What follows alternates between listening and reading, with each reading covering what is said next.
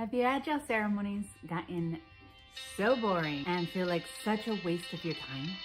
In this video, I'm going to show you 3 ways you can make your Agile ceremonies better, no matter what your role is on the team.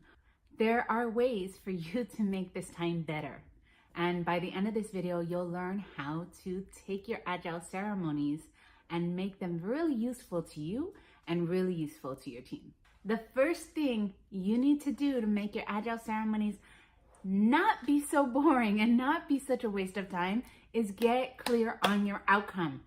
Now, there's a huge amount of buzz about knowing the outcome of your project and knowing the outcome of what you want to deliver and knowing the outcome of your team, but we often forget to actually get clear what's the outcome of our Agile ceremony.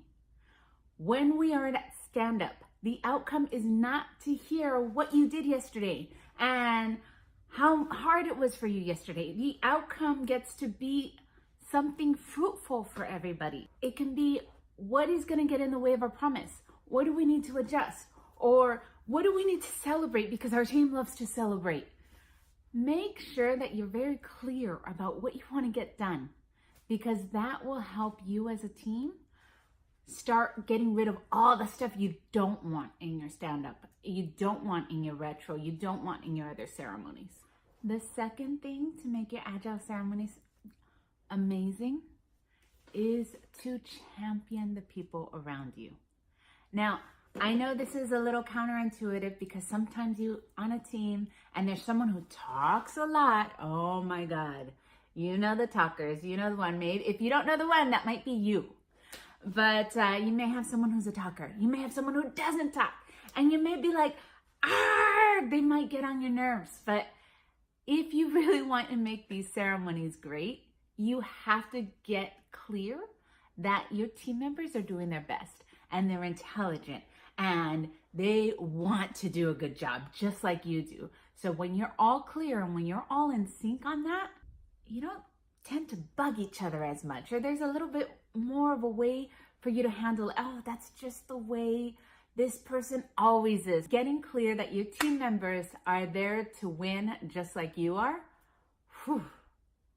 helps you stop fighting against them and start working with them.